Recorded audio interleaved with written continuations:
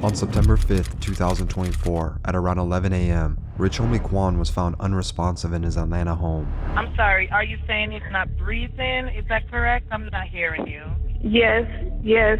2 months prior in July, he announced he had been working on a brand new album, and when he was asked about his legacy, he stated the following: "Remember me as an original, as an artist who did it his way. Remember me as a hard kid from Atlanta with a dream, who believed in himself, bettered himself, and won." Counted $1 million to my hand. Yeah. Cities that down, I don't know what he stand for. VVS shining, got them on free. Put your hands up. I am from Atlanta, and we don't go for that. Trent white coat on, yeah. That's the laboratory. She say her coin didn't work. What? That's a bad time. I just be hating how when an artist dies or someone dies, it's almost like the culture pays more attention to us when we're dead. DeQuantus Lamar was born October 4th, 1989 in Atlanta, Georgia's Zone 6. He was raised on the east side of the city with his mom and his younger siblings, but his dad and his grandparents lived in Decatur, which is where he would spend his weekends. Although he spent the majority of his time with his mom, he and his dad had a very close relationship, and that's worth mentioning because it's important later in this story. Now, living in Atlanta's Zone 6, it's no secret that gangs, crime, and poverty are everywhere. For context, this is the same area that Gucci Mane and many others are also from. But unlike some of his peers, Quan actually managed to stay out of the streets for the majority of his younger years. He actually enjoyed reading and playing sports, more specifically baseball in particular, and he was good at it.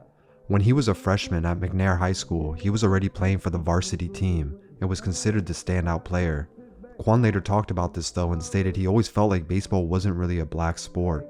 He said he was good at it, but probably not good enough to actually make it to the MLB one day.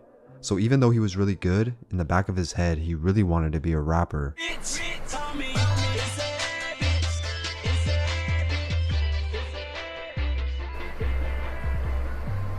When he was a kid, he and his brother would download Afro Man instrumentals and rap over them on a karaoke machine their mom bought.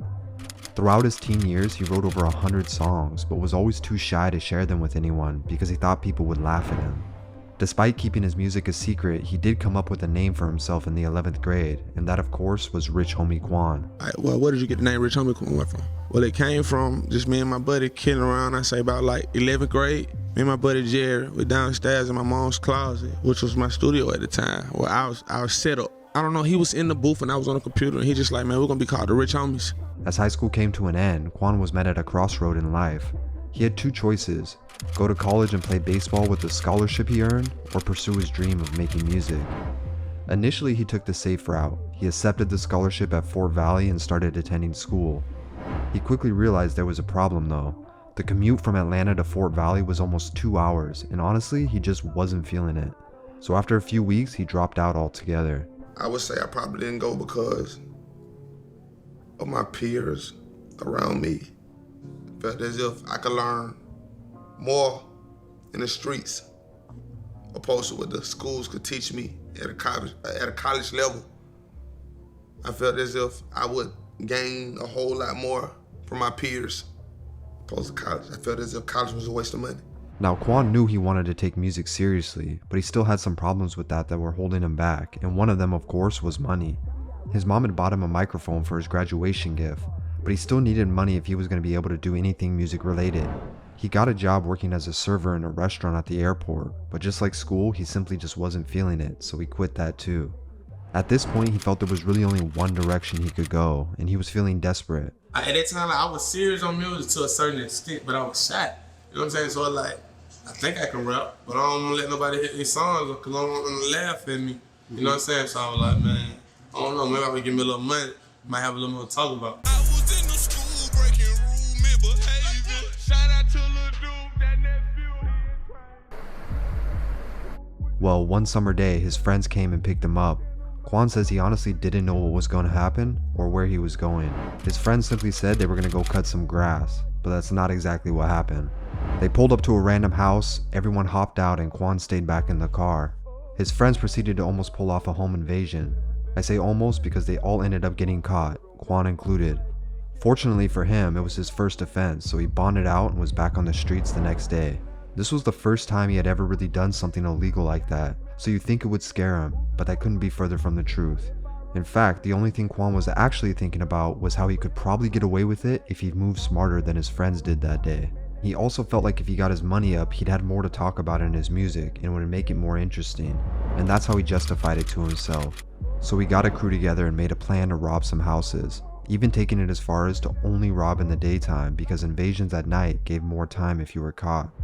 Over the coming months, they hit 15 to 20 houses up, stealing TVs, jewelry, and anything of value they could find. And I was doing a lot of bad things to get the money. Breaking in houses, stealing. So if you got a 40-inch TV, that's $400. If you got a 50-inch flat screen, that's $500. 60-inch, $600, etc. and etc. The money had me so blinded, I didn't know what I wanted from life. The biggest lick they hit was worth around $9,000, which of course was life-changing money for him at the time. In his head, everything was going according to plan. He upgraded his home studio and was planning on paying the local DJs to play his music in the clubs once he finished recording some new songs. Unfortunately for him, he never got the chance, and once again he was caught and booked. Since he was already fighting his other robbery charge as well, this time he was denied bond and he had to sit. Now he was in county jail just reflecting on everything he had done, trying to come up with a new plan. The first 6 months he was locked up, he didn't tell anyone that he rapped, because again, he said he was still shy about sharing it. One day another inmate started banging on the tables and started freestyling. The guy was good and everyone went crazy for it. But Quan couldn't help but feel like he was still much better. That night he went into his cell, stayed up late, and wrote a new song. The following day, Quan mustered the courage to go outside and do the same thing the guy had done. He rapped his new song for everybody, and just like he hoped, they went nuts for it. They actually liked it so much that people started giving him their commissary just for him to perform. I had 31 inmates in there every night. Quan, you gotta rap tonight, bro, before we go to sleep. I was the radio, man. I was in there rapping for snacks, man. You know what I'm saying? Like real talk. Are you serious? On God, man. Rap for $2, man. Give me a honey bun and some chip, boy. I'll rap all night for you. This was a crucial moment for him because it was the first time he got that kind of positive feedback, and it gave him that new kind of confidence. He knew if he beat this case and got back outside, he could finally take this music thing seriously. In the meantime though, he was stuck in there, and the only productive thing he could do was try and perfect his craft. Although he had been reading books since he was a kid, he said it wasn't until he was behind bars that he read his first books with full understanding. Quoting, "When I learned how to really read a book, it took my mind to a whole other place." For the remainder of his time, he spent his days writing rhymes, but he always referred to them as his poems.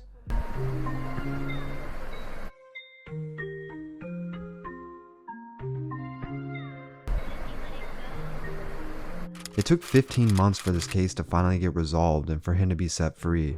It was 2011 now, he's fresh out and feeling motivated, but when he told everyone his plan of making music, he felt like nobody was taking him seriously. After some reflection, he realized the music he was trying to make was what he quoted as jail music. Now that he was back outside, he needed to switch it up, so he went back to the drawing board and ended up linking up with a crew named Loyalty Over Royalty. He became good friends with one of the members who was named TZ, and TZ was actually the first person who ever took Quan to a real studio, which motivated him. The plan was to drop his first ever mixtape with Loyalty Over Royalty, so Quan was hitting the studio every night recording. But before he could complete the tape, his friend TZ got into some trouble and was shot and killed in Atlanta. TZ fell in love with me, bro. So, like I'm telling you, I was standing in the basement. From the first day I met TZ, I ain't sleep in that basement for 3 months. I ain't 3 months, 6 months. Forever long I knew TZ because TZ ended up getting killed. You see what I'm saying? So when TZ get killed, man, RIP TZ, and that messed me up. When TZ get killed, I'm like, man, I don't even want to rap no more, man. The only person who believed in me, he gone now. You know what I'm saying? So I'm debating. This was devastating for Quan, and once again he had to take a step back and reevaluate, but it only made him go even harder. Finally, in April of 2012, he dropped his first ever mixtape titled I Go In on Every Song. As you can expect, it didn't gain him much attention at the time, but now he had something to show people and he still had a plan. He used all the money he had saved to print out CDs and started passing them out throughout Atlanta. Clubs, retail stores, and DJs, it didn't matter, he just wanted to get his name out there. Remember, this was still a time where doing the groundwork was just as effective as using the internet. I got me some money, and the last little money I got, I invested in these CDs. I invested in these CDs from this music. And his plan worked, it just took a few months. One of the retail stores he dropped his tape off to was called Fly Kicks. The owner was a guy named Fly. One day, Fly stopped by the store on usual business, and he heard one of Quan's songs playing, so he asked his employee who it was. The employee told him it's a new artist named Rich Homie Quan, and he gave Fly the CD, to which he took it and let it play in his car on the ride home. Before he could finish the first song, Fly called the store back and told him to put him in touch with Quan and let him know he's trying to sign him. But I ended up getting a call like saying the owner of Fly Kids want to sit down and talk to you. He like one of your songs. And I'm like, man, okay. But and I curved Fly for so long, 'cause I'm like, is he playing? So when I talked to him, he was like, y'all want to sit down? So we went out. The first time I met him, I ain't gonna put the business out there, but the first time I met him, we was just downstairs in a little lobby. And he was like, bro, I want to sign you. Like, what you want, man? You know, I don't know what I just want some money, bro. I just want to be signed. I'm broke. I know the shit, Mike. I know I'm hard, though. Don't try me. I know I'm hard. This shit microwave ready. Fuck with me, bro. Make this my job. I don't got no job. Just like, you know what I'm saying? He like, man, I give you some money. I remember sitting down with Quan, you know, before we ever signed anything, and we just talking, you know, and me just trying to get an understanding of who he is and what it was he wanted to accomplish and what it was he wanted to do. And I just remember him telling me, like, man, I just want to be heard. You know what I'm saying? And I was like, man, well, I want to be the person to help the world hear you. After the two met up, Fly presented him with his offer of $19,000 to join his new label, Think It's a Game. Make 2.5 million 1 year, still mad at me, cause I knew I could've made a whole lot of more than what I made. Now remember, Quan was still very broke, so of course, this kind of money was a lot to him, and he felt he had no other choice but to take the deal. But instead of taking all the money up front, Quan asked if he could just get $400 every Friday, because he knew if he got it all at once, he'd blow through it. This way he could treat music more like a job and be more responsible. I didn't even sign for a lot of money. Like, niggas don't even know I signed. But listen, man, I signed for $19,000. I was so broke, but I was so smart. Listen how smart I am. $19,000. I know I don't have a job. So this is what I told Fly. I said, look, Fly, I don't even want all my money up front. Pay me every week. So I was getting $400 every Friday. I will have every Sunday, every Friday, I will meet him or have him get it. Cause I started treating it like a job in my mind, cause I knew if I got $19,000, I was gonna mess that money up fast and it was gonna be over. Yep. So $400 every week, but at the same time, Fly put me in the studio. He's put me in this after I signed, he put me in the studio. I mean, Akon and Blue Studio every week. I got going to the studio 5 days a week. So I'm going to the studio and I'm getting paid $400 a week. Now he signed his first deal, he's feeling great, and he does his first live performance in Tennessee for $800, and it's time to show everybody what he has to offer. 6 months later in September, he dropped his second mixtape, Still Going In, and this was the tape that really gave him some buzz locally. One song in particular caught a lot of attention, and that was Differences. Quan later said this song actually indirectly made him his first $1 million through shows. This mixtape alone had him on the road 5 days a week doing small shows all over the South. But even this was really nothing compared to what was about to happen. Because 4 months later in early 2013, he dropped the reloaded version of Still Going In, and this featured a handful of new songs, including Type of Way. As we know, Type of Way was a smash hit right away. So much so he actually had to scrap the original music video and upgrade it. On YouTube alone, the song got more than 5 million views in under 3 days, and the project itself was #1 trending on live mixtapes. This opened a whole new world of opportunities for him, especially when it came to collabing with other artists. Now he's dropping songs with Gucci Mane, 2 Chainz, Trinidad James. His song Ghetto with August Alsina would go gold. I Know with Yo Gotti would also go gold. And on top of that, he even managed to snag another massive hit with his song My Homies featuring YG and Jeezy, which would go on to become 4 times platinum. Needless to say, he was the hottest new artist that year and everybody wanted a piece. Rich Homie. Told y'all nigga, man. Better invest, nigga. Despite his dreams unfolding in front of him, he did admit this was also a lot to handle at the time. Going from struggling artist to the face of the mainstream all within a year had its negative side effects too. He recalled one day in particular having to perform 3 different shows in 3 different states, all on the same night. And because he had so many songs buzzing at one time, this kind of demand did not stop for months on end. Leading all the way into his next project, I Promise I'll Never Stop Going In, which once again only popularized him even more. This tape included his songs Walk Through and Blah Blah Blah. Walkthrough was such a huge song, a lot of schools even adopted it as their walkout song for their sports teams. But even more importantly, this tape gave us the first ever Rich Homie Quan and Young Thug song called Get the Fuck Out My Face. The song itself wasn't the biggest, but it was the first time we would hear them on a track together, which is going to be important for the next part of this story shortly. Meanwhile, all this is happening, Quan is still adjusting to the massive fame he now held. In early 2014, the XXL freshman revealed him to be one of the featured artists. This was especially honorable to him because he remembers being in jail just a few years before and seeing everyone fight over the magazine, and now he was on the front cover. But the very next day, TMZ reported to the public that he actually suffered from 2 seizures and cracked his head while filming the music video to Walkthrough. He was rushed to the hospital and fans rushed to Twitter. Some people showed love, but some speculated he might have been abusing drugs like codeine. Quan didn't shy away from the comments, and he actually replied in a Billboard interview stating it had nothing to do with drugs. He simply had been on the road doing back-to-back shows and was even sleeping in between shots that day, but the summer heat and Georgia humidity got to him. Needless to say, in another later interview, he did mention this was around the time that he felt like he let the fame get to him, and he did in fact get lost in the sauce. You had a seizure? And I fell out at the walkthrough video.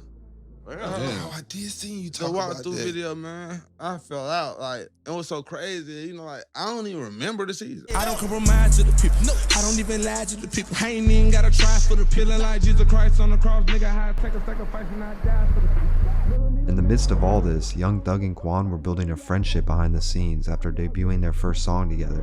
What a lot of people don't know is they actually went to the same middle school together when they were young, so they had already known of each other long before music connected them. And seeing that they were both the newcomers leading the way out of Atlanta, the two had a conversation about how they could probably help each other. From then on, they started talking on the phone every day and became very close friends. By this point, Thug was already hanging around the rap mogul Birdman a lot. And although Birdman had reached out to Quan as well when he first started buzzing, he says they kinda just lost contact after some months went by, but they had never actually met yet.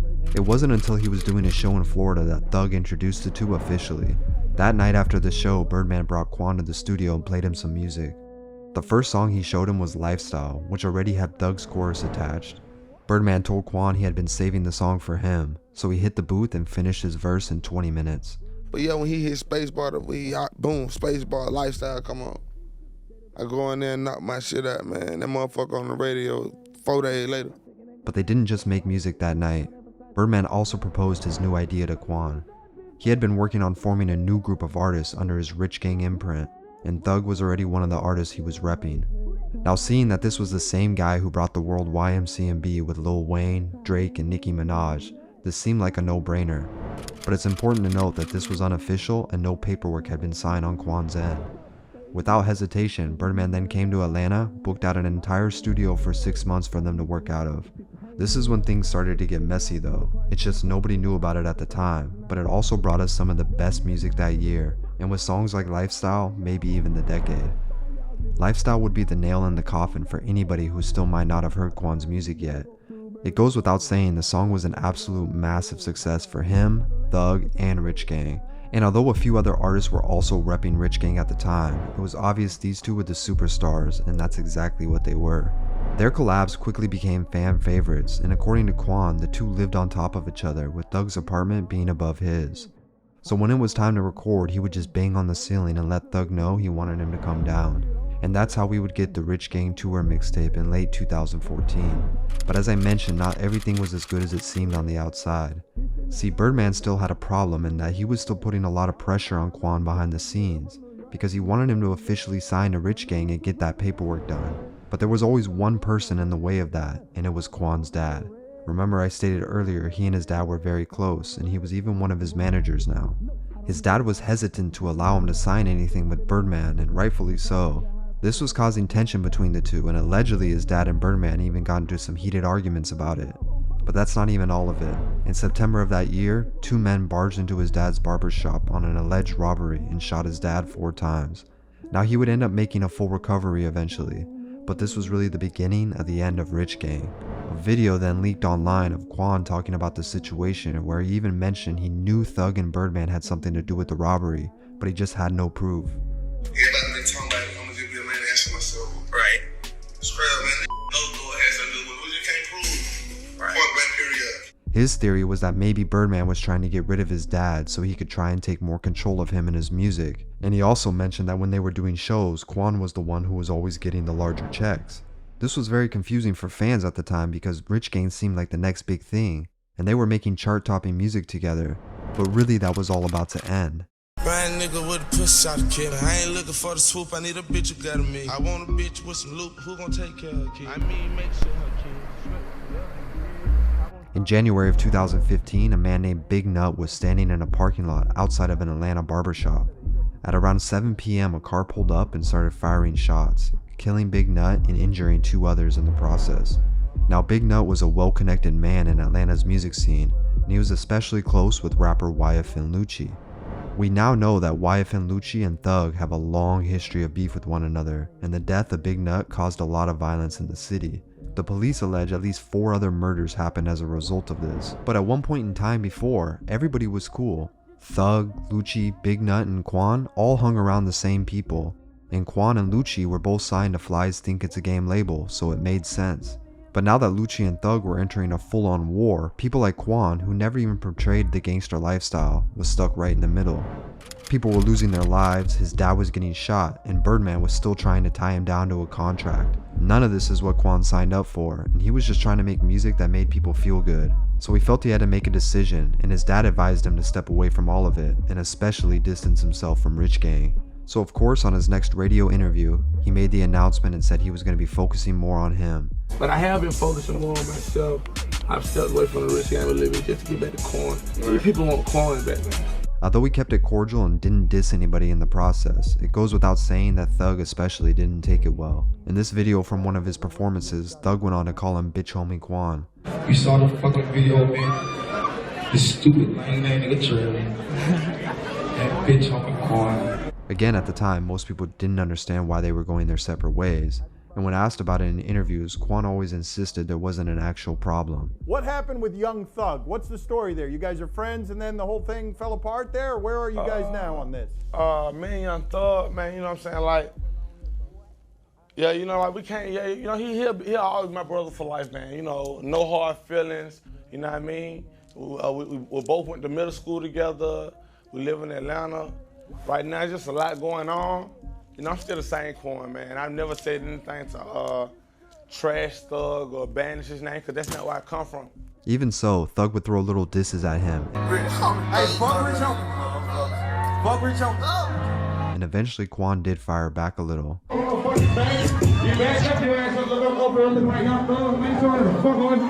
Regardless, he kept his word and he dropped another solo tape titled If You Ever Think I'll Stop Going In, Ask Double R. This was an important time in his career for a number of reasons. For one, the tape included the song Flex, which would ultimately become his highest charting song ever. Not only for the song itself, but for the dance he invented that would go viral all over the internet. The dance became so popular it even inspired the song Hit the Quan by I Heart Memphis, which has over 88 million views on YouTube. This proved Quan still had the ability to go viral on his own. He didn't need a major label and he didn't need Rich Gang. He even had a verse in the Fast and Furious 7 soundtrack, which was huge. So really he was at the height of his career. He had years of hits under his belt, he still had the momentum from Rich Gang songs, and now Flex is his #1 song ever. Things really couldn't get much better, and if there was ever a time to keep his foot on the gas, it was now. But unfortunately, that's not what happened. Instead, he kind of just stepped away from the limelight altogether. One of the reasons for this was he revealed he was suing his label Think It's a Game for $2 million. Alleging that Fly stole $159,000 to buy real estate and pocketed another $500,000 from a distribution deal for the song Type Away. The label then tried to sue him back for breaching his contract, but this never made it to court and they decided to settle it on their own for an undisclosed amount. This entire process took over a year though, and during that time, Quan felt it was best to wait until it was over, so he really wasn't dropping anything.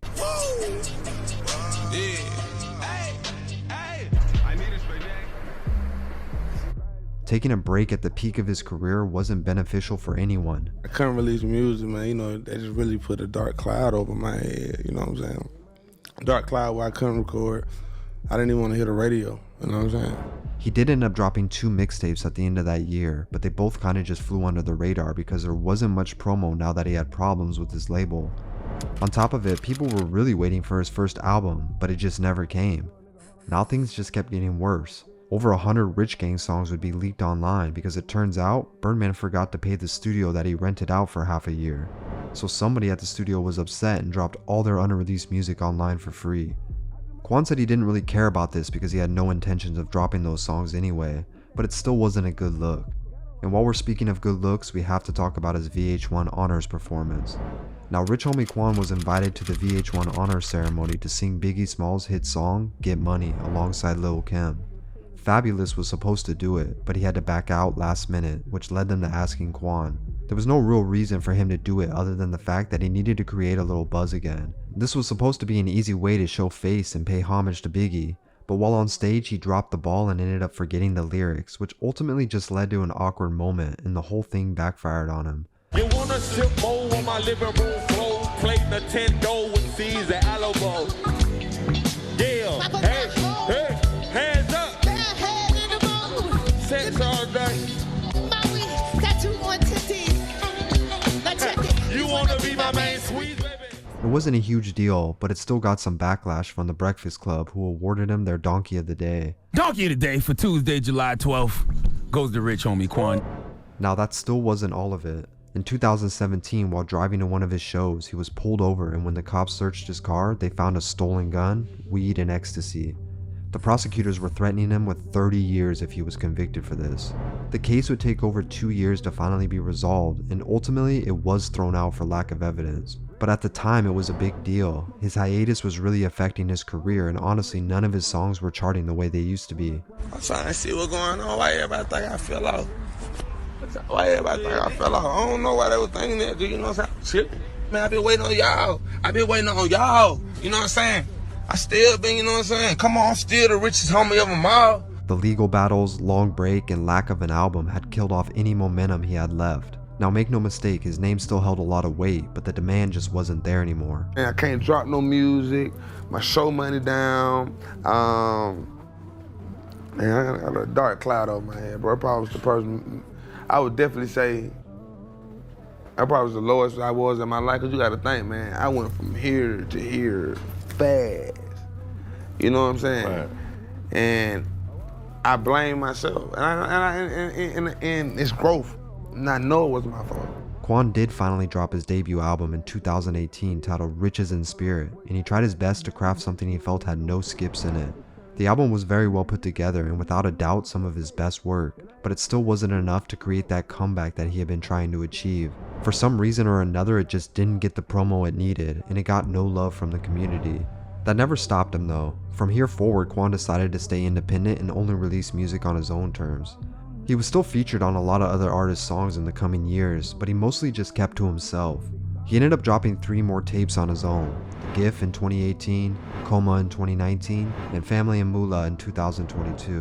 He never fully recovered from his long break in 2016, but he later spoke about how he had already invested his money in real estate and was making $1 million a year off of it. I think last year, you know what I'm saying, I made $1 million plus on real estate. You know what I'm saying? And not a music check involved. Earlier this year, Quan appeared in a number of vlogs by YouTubers where he was seen enjoying his life with his family out of the limelight. Breaking news from around the country, and this story is coming out of Atlanta, Georgia. I want to pull up a tweet for you right now. We do know it has now been confirmed that Rich Homie Quan, the rapper, has passed away at the age of 34. I watched you switch up on me, you were dead to the wrong, and no one can tell me nothing, come my head, it was gone. On September 5th, 2024, Quan was found at around 3 a.m. by his brother, laying in the kitchen with a little bit of food in his mouth still. His brother unknowingly picked him up and moved him to the couch, thinking he was sleeping. The following morning, his girlfriend noticed he wasn't in bed with her when she woke up. She thought this was strange, but when she discovered him on the couch, she assumed he had been up late and was still sleeping in as well. She then took the kids to school, and when she returned once again, he still appeared to be asleep. When she tried to wake him, she noticed he was unresponsive and called 911. I need an ambulance. Tell me exactly what happened. My boyfriend, he never got up. I don't feel a heartbeat. I don't see him breathing. Rich Homie Quan had passed away earlier that morning. Although the official autopsy has not yet been released, it's speculated that he may have taken a bad pill and overdosed. His father stated that Quan had just finished a new 20 to 25 song album and he was eager to release it this year. Rich Homie Quan helped not only change but pioneer a new generation of Atlanta's trap music, and he gave the world some of the best music of his generation, and for that he will be remembered. So I just want to talk about stuff that the average person can relate to, like real problems that people see still. You know what I'm saying? Because those problems are still around me. You know what I mean? Even if I'm not going through them, I could talk. I could be the voice for the people who can't, you know what I'm saying, say nothing, or be the voice. That's all. So I just want to put you in a mind frame where you don't got to be hearing rich and thinking about money. It could be in your spirit. It could be in your energy. It could be the vibe that you just give off to somebody.